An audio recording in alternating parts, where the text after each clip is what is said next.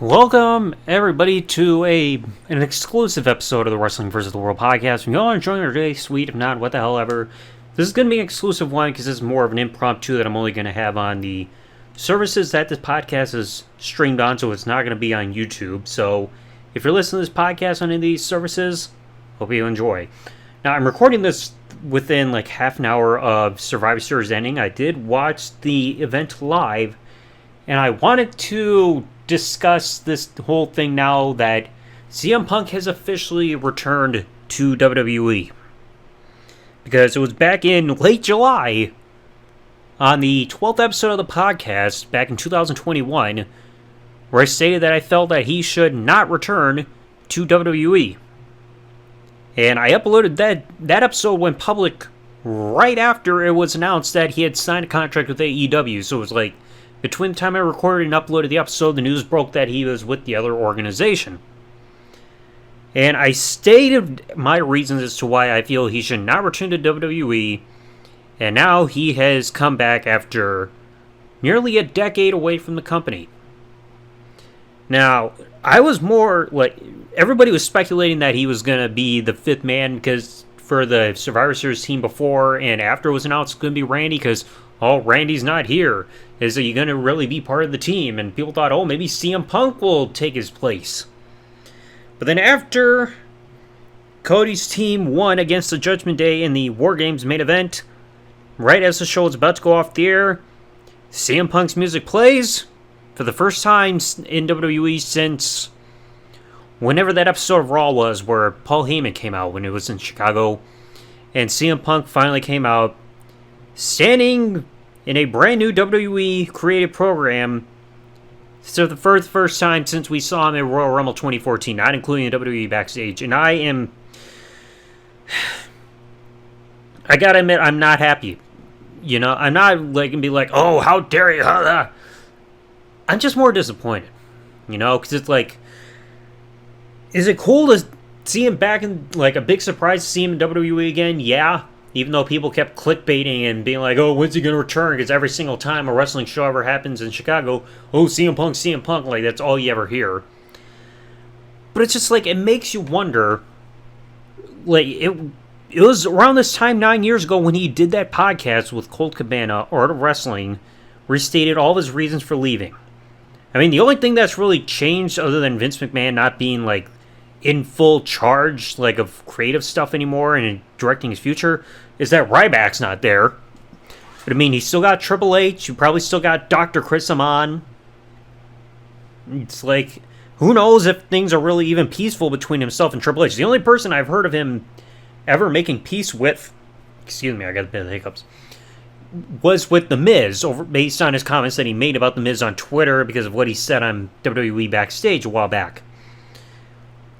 But the big issue here is, can he be trusted as, like, first of all, can he be trusted to stick around? Because last time he was with a company, there were a lot of issues with people he worked with and general unhappiness. But then you also look back at his last run for why he left WWE. It's just constantly them rushing him back from injury too soon. Like too much pressure there and stuff with the doctors, like his own personal doctor. The beef with Dr. Chris Amon and the medical diagnosis involving the staph infection that he had. The concussions. His pay constantly getting affected. Not being happy creatively because it's like, it was so many factors, and as well as being fired on his wedding day. It's just like, you would think he would have every reason to never go back. Ever. Like, I can understand him going to AEW because it wasn't WWE. There are other people there, and I think he said with the way that people in AEW were banded together after Brody Lee passed, it rejuvenated him to get back to the overall wrestling business.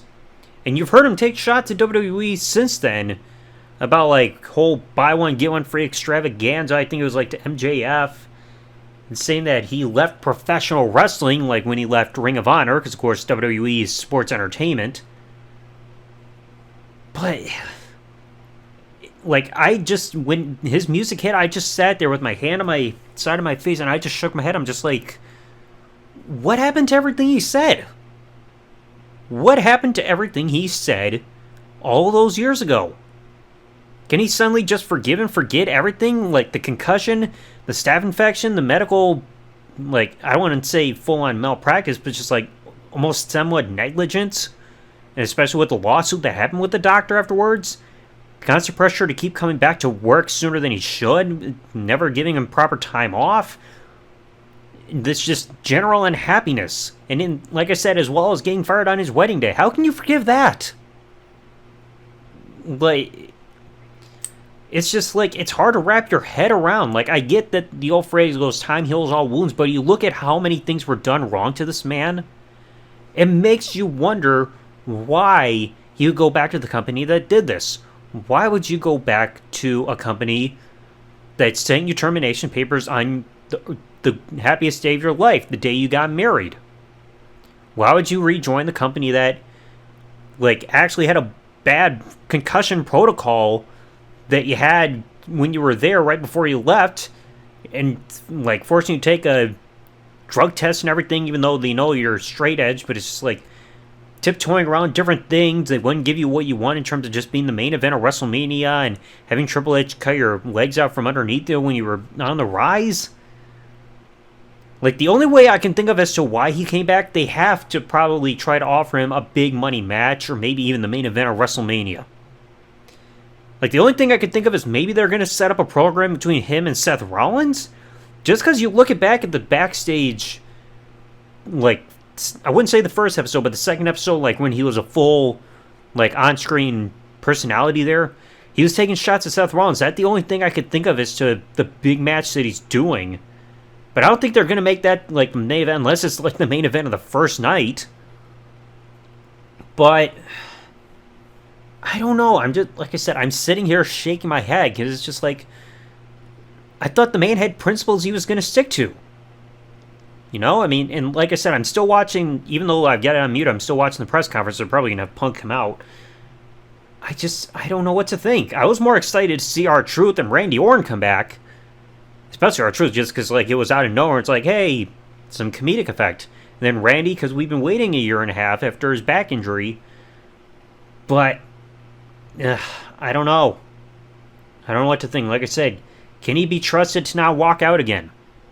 Can he be trusted not to, like, just be, oh, like, screw this, I'm going home, and have unhappiness get built up like we saw 9 years ago? Because, like I said, look at the circumstances for what the backstage news was involving his, like, issues in AEW. Didn't trust William Regal, who's now back in WWE. Because there were rumors saying that he didn't like William Regal and refused to shake his hand when Regal came to AEW. Having issues with people backstage in the company, picking fights, and stuff like that. Like, Triple H said in the press conference that they're still doing right now as I'm watching this, saying that, oh, we've changed. Like, I've changed since 9 years ago. He's changed. Like, honestly, it doesn't seem like CM Punk has really changed, to be honest. Like I said, you compare his behavior and his mindset in 2014, look at how it was when he was in AEW, whether it was the All Out incident or even around the time that he got fired. So, I don't know what to think. Like I said, I know it's his career choice and everything like that. If he wants to be in WWE, I wish him the best, but it's just like I said, I still gotta question this. What about his principles that he stood by for 9 years? Like, what? And, like, I still got a question. Why would he want to go back to the company that drove him away for the first place? Why would he want to rejoin the company that sent him away from the wrestling/sports entertainment industry as a whole? Up until he returned, like, to the overall business when he joined AEW a couple years ago. Maybe he'll explain it, but I don't know. But anyway, let me know in the comment section below if you all can do so if you wish to, or whatever, what you all think about CM Punk's return now to WWE.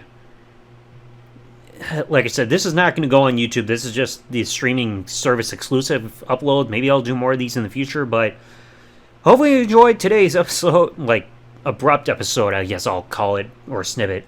Anyway, let me know what you all thought, if you can, or wish to do so. If you enjoyed this episode of the podcast, follow if you're listening to this on any service that you're listening on, and I'll catch you all in the next one. Thanks for listening, everybody. Follow, comment, whatever, and peace out. Good day, everybody. it's weird to try to come out with an outro where it's not going to be on YouTube.